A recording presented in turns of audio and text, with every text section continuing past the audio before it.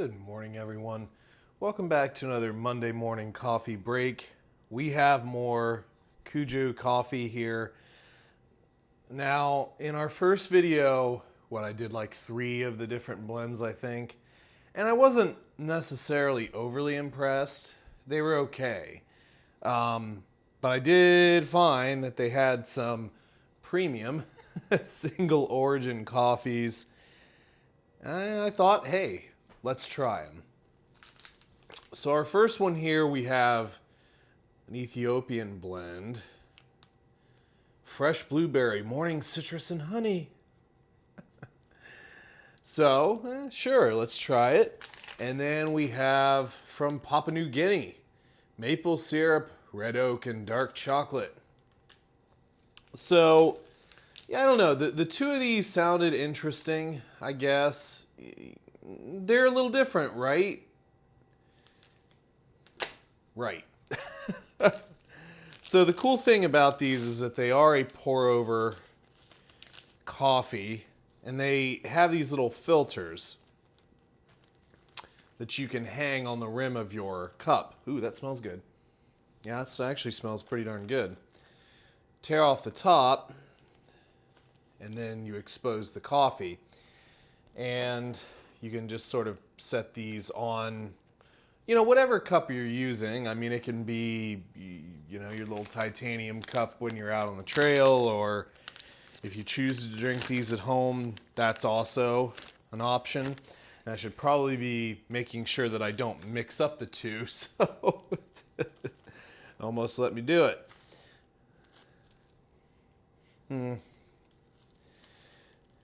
Yeah, this one smells a bit more woody, a bit more earthy. Now, one thing I will tell you is that the first time I did this, I attempted to use a larger cup for one of them. These basically seem to be designed for, a regular size cup. The bigger cup sort of draws the filter out a bit too much and restricts flow, but I do find that this works okay. Now, this is not a fast process either, so you have to have some patience. Some patience is required, which is, kind of the way pour-over coffees are. If you're using that whole, fancy-dancy method, it's not really a fast process, is it? And this is really no exception. And this filter isn't like ultra porous or anything either, so it's going to take some time to get all that water through. But again, this is kind of the process. You're just sort of dripping your water in there slowly but surely until you reach the top. So I'm going to finish that off camera because obviously it does take some time. We're about a 1/4 cup right now, so that's not bad. But obviously I'll get through the pour over and then we'll come back and we'll do our tasting. All right, so I have our cups of coffee done. We're going to take these out. We're going to try them. I am sure that some of you are probably thinking, how long did it take? Not long. I mean, honestly, I did stop the video,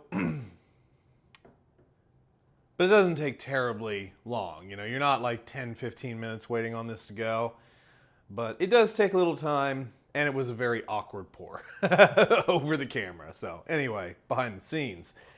Let's go ahead, and the Ethiopian smelled a little better to me, so we're gonna try it first.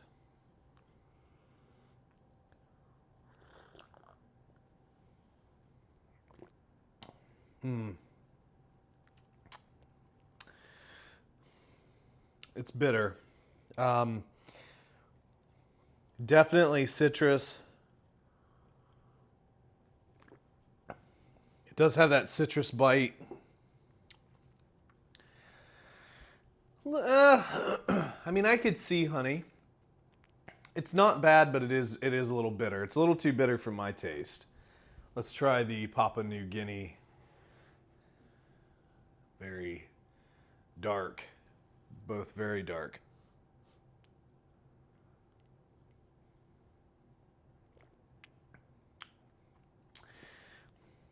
Interestingly, the Ethiopian was the one that smelled better. The Papua New Guinea, though, is a bit smoother. Yeah, much smoother. Not as bitter. But you definitely get a lot of that earthy oakiness. You know what I mean? It's good. It's not bad. If I had to choose between the two, I'd probably go with the Papua New Guinea. Just because it's a much smoother cup. The Ethiopian, I would probably pass on that. Again, fantastic idea with the little filters. This is something that, I mean, if you don't want to take freeze-dried coffee, this is an interesting way to at least get coffee grounds out there. Although I will say, now this seems a little bit more like compostable than other stuff you might have. But I will say this, leave no trace, very, very important to the backpacking and hiking community. So leave no trace. With freeze-dried coffee, you're taking out a packet.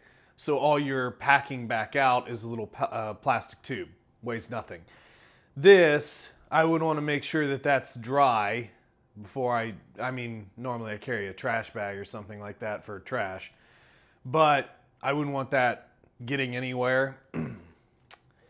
And yeah, I mean, you still have this big old thing, filter plus that. That you have to carry out. So, I mean, it's an interesting idea. I'd probably just go freeze-dried because there are a ton of good freeze-dried coffees. But these are interesting. It's a great idea. Very interesting mechanism. I think it's very clever. But maybe we need to work a little bit on the smoothness of some of the coffees. But again, the winner in this one is definitely the Papua New Guinea. It's a much smoother, drink than the Ethiopian, but maybe that's me. So give them a try. I'll throw links down below if I can find it, and then tell me what you think. So hopefully you guys have a good rest of your morning. Please make sure to like, comment, and subscribe, and we will catch you on the next one. See ya.